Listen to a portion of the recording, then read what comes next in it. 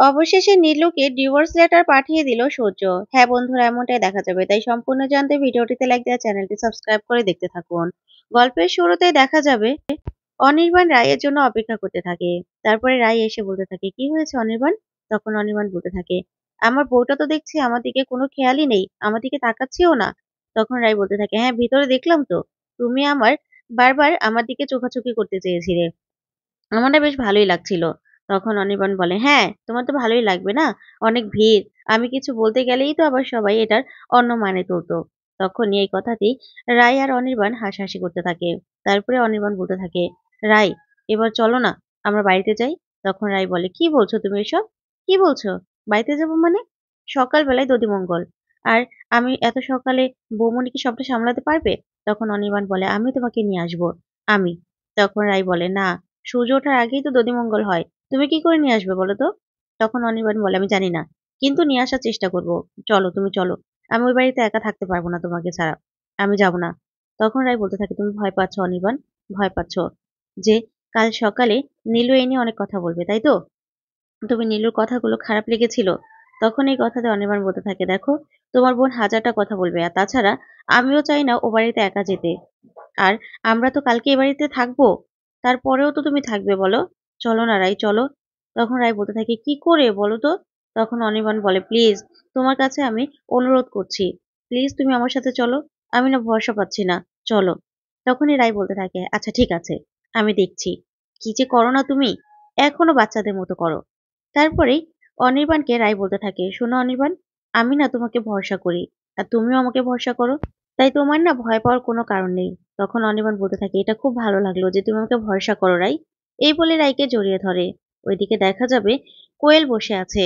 কোয়েল বসে বসে ভাবছে যে কখন আসবে অনির্বাণ। দূর, এখনো আসলো না। আজকে কি আসবে নাকি আসবে না? নিশ্চয়ই রাই অনির্বাণকে একা ছাড়েনি। ঠিক তখনই দেখতে পায় যে অনির্বাণ আসছে। তখনই কোয়েল নিজের শাড়ির আঁচল ছড়িয়ে ছিটিয়ে একটা বই বুকে রেখে ঘুমিয়ে পড়ে। ঘুমানোর নাটক করতে থাকে। তখন রায় আর অনির্বাণ ভিতরে আসে। এসেই কোয়েলকে দেখে চমকে যায়। তখন অনির্বাণ রেগে যায় আর বলতে থাকে, এটা কোনো ঘুমানোর জায়গা? ওকে এখান থেকে তুলে এখনই রুমে পাঠাও। তখনই রায় বলতে থাকে, এরকম করো না, ঘুমোচ্ছোতে, দাঁড়াও, আমি দেখছি। এই বলে রায় কোয়েলের কাছে গিয়ে কোয়েলকে বলতে থাকে, কোয়েল, ওঠো, ওঠো। তখনই কোয়েল ওঠার নাটক করে। তারপর উঠে বলতে থাকে, ও তোমরা এসে পড়েছো? আসলে তোমাদের জন্য অপেক্ষা করতে করতে না আমি এখানে ঘুমিয়ে পড়েছিলাম। তখনই রাই বলতে থাকে, তুমি খেয়েছো? তখন কোয়েল বলে, হ্যাঁ খেয়েছি। তখন অনির্বাণ বলে, এটা কোনো ঘুমানোর জায়গা? কেন, তোমার রুম আছে না? তুমি এখানে ঘুমোবে কেন? আজকে যদি আমার সাথে বাইরের অন্য কোনো গেস্ট চলে আসতো, তাহলে তাহলে লজ্জাটা কোথায় থাকতো? তখন এই কথাতেই রায় বলতে থাকে, আচ্ছা ঠিক আছে অনির্বাণ, তুমি ঘরে যাও, আমি আসছি। এই বলে অনির্বাণকে ঘরে পাঠিয়ে রায় বলতে থাকে, কোয়েল, কিছু মনে করোনি তো? তখন কোয়েল বলে, না না, কিছু মনে করিনি, আসলে আমারই ভুল হয়েছে এখানে শোয়াটা। তখন রায় বলতে থাকে, আচ্ছা ঠিক আছে, তুমি বরং এবার রুমে গিয়ে শুয়ে পড়ো। তারপরে রাই চলে গেলে কোয়েল মনে মনে বলতে থাকে, রাই, তুমি আমার উপর দয়া করছো না? এবার দেখো, অনির্বাণকে শুধু আমি একা পাই, তারপরে দেখো কি করে কব্জা করি। তোমার এই দয়া করাটা না একদম ঘুচিয়ে দেব। ওইদিকে দেখা যাবে রাতে সার্থক একা একা সব কথা ভাবতে থাকে আর ভাবতে থাকে, না না, বাবা যেটা ভাবছে সেটা একদম ঠিক নয়। আমার আর স্রোতের মধ্যে তেমন কোনো বন্ডিংই নেই। কিন্তু বাবা ভাবছে যে স্রোত তার লক্ষ্মী বৌমা হয়ে আসবে, কিন্তু সেটা যে 1 বছরের জন্য সেটা তো বাবা জানে না। না, আমি কি করব এখন? কি করব? তারপর স্রোতের কথাগুলো ভাবতে থাকে সার্থক আর বলতে থাকে, না, কি করব আমি? আমি তো কিছুই বুঝতে পারছি না। আর বাবাকে কষ্টই বা দিব কি করে? আমার কথা তো কেউ বুঝতে পারছে না। আমি তো এই বিয়েটা করতে চাইনি। আমাকে জোর করে বিয়েটা দেওয়া হচ্ছে। কিন্তু বাবা কত খুশি। বাবার এই খুশিটাই বা আমি নষ্ট করে দেব কি করে? না, না, আমি পারব না। আমি পারব না এসব কিছু করতে। পারব না। তখন এই ভেবে সার্থক বলতে থাকে, এখন আমি কি করব? কি করা উচিত আমার? না, এই সবকিছু থেকে আমাকে পালাতে হবে। পালাতে হবে আমার এই সবকিছু থেকে। তখন এই কথা বলে সার্থক নিজের জামাকাপড় গুছাতে থাকে আর গুছিয়ে বলতে থাকে, পালিয়ে যাব। এখন কাকে বলে যাব? না, না সার্থক, কাউকে বলে যাওয়াটা তোর বোকামি হবে। তখনই সার্থক ভাবতে থাকে, আচ্ছা, স্রোতকে কি বলে যাব? স্রোত কি ভাববে? তখন এটা ভাবতে ভাবতে ওইদিকে স্রোত রাতে শুয়ে শুয়ে সেই সার্থকের বাবার কথাগুলি ভাবতে থাকে, যে সে চায় সারা জীবনের জন্যই স্রোত তার সাথে থাকুক, তার কাছে থাকুক। কোনোদিনও যেন তাকে স্রোতকে রেখে স্রোত তাকে রেখে কোথাও না যায়। তখন এই কথাগুলো ভেবে স্রোত খুব কষ্ট পেতে থাকে আর বলতে থাকে, না না, আমি আঙ্কেলকে কষ্ট দিতে পারবো না, আঙ্কেলকে আমি ঠকাতে পারবো না, আমি এই বাড়ি থেকে পালিয়ে যাব, আমি এই বিয়েটা করতে পারবো না, করতে পারবো না আমি এই বিয়েটা। এই বলে সার্থককে ফোন করে স্রোত।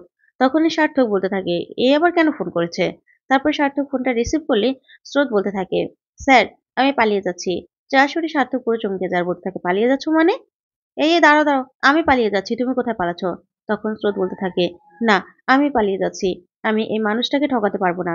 যে আমার উপর এত ভরসা করছে, যে আমাকে এত ভালোবাসছে, এত স্নেহ করছে, আদর করছে, তাকে আমি কিছুতেই ঠকাতে পারবো না। আঙ্কেল আমার কাছে অনেক কিছু আশা করছে। না, না, আমি কি করে তাকে ঠকাবো? তার মতো একটা মানুষকে আমি কি করে ঠকাবো? তখন এই কথাতেই সার্থক বলতে থাকে, দাঁড়াও, তুমি কিসে ঠকাচ্ছ আমার বাবা? আমি বুঝে নেব। তখন স্রোত বলতে থাকে, ইস, ওনার বাবা উনি বুঝে নেবে। কি যে বুঝে নিচ্ছেন আপনি সেটাই তো দেখছি। এতদিন তো বাবার সাথে কোনো সম্পর্কও ছিল না। তাই আপনার উপর আমি কোনো ভরসা করতে পারছি না।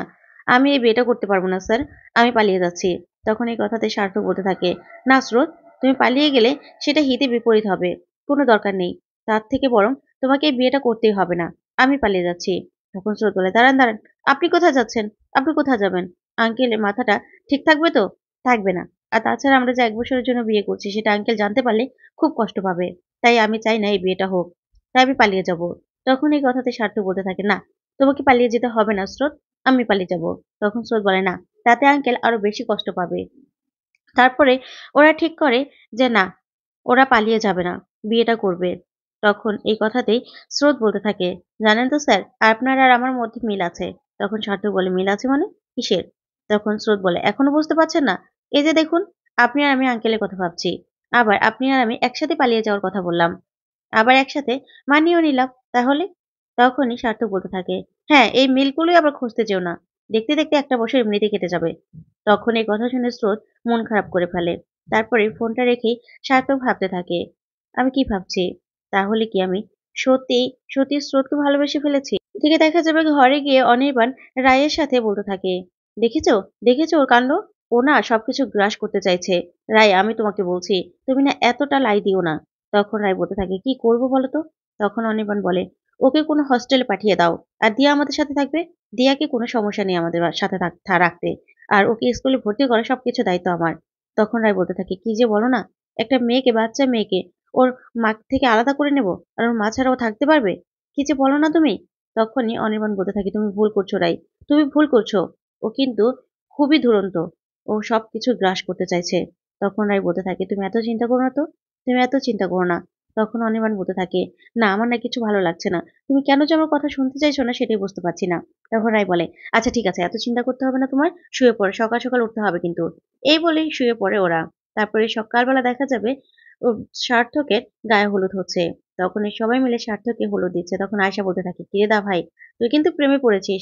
সেটা আমি বুঝতে পারছি। আমার আমার বন্ধুর সাথে প্রেম করছিস না? তখন এই কথাতে সার্থক বলতে থাকে, কি যে বলিস না? আমি প্রেমে পড়বো? ধুর, চুপ কর তো। তখন সার্থক মনে, মনে বলতে থাকে, সত্যিই কি আমি স্রোতের প্রেমে পড়েছি? ওইদিকে সেই সার্থকের গায়ে দেওয়া হলুদই স্রোতকে দিতে থাকে সবাই মিলে। সবাই হইচই করতে থাকে। তখন রাই নীলুকে বলতে থাকে, কিরে নীলু, চল হলুদ দিবি না? তখন নীলু বলে, না, মা, মা দেখলে রাগ করবে। তখন রাই বলতে থাকে, না, কিচ্ছু বলবে না। ঠিক তখনই একজন এসে বলতে থাকে, নীলুদি, তোমার একটা পার্সেল এসেছে।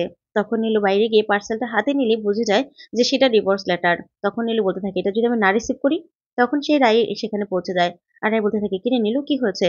তখন নীলু চিঠিটা রায়ের হাতে দিলে রায় বলতে থাকে, এটা তো হওয়ারই ছিল নীলু। তাহলে তুই কেন এরকম করছিস? বল, কেন এমন করছিস? তখন নীলু বলতে থাকে, সব তোর জন্য হয়েছে। তোর কি দরকার ছিল টিয়াকে বাঁচানোর? বলতো, তোর জন্যই সবকিছু হয়েছে। না হলে এই সবকিছু হতো না। আমার জীবনটা তো পুরো শেষ হয়ে গেছে। তখন রায় বলে, না, কিচ্ছু শেষ হয়নি। সবটা আবার নতুন করে শুরু করতে হবে নীলু। যা শুনে নীলু অবাক হয়ে তাকিয়ে থাকে। তো বন্ধু, আজকের আপডেটটি কেমন লাগলো?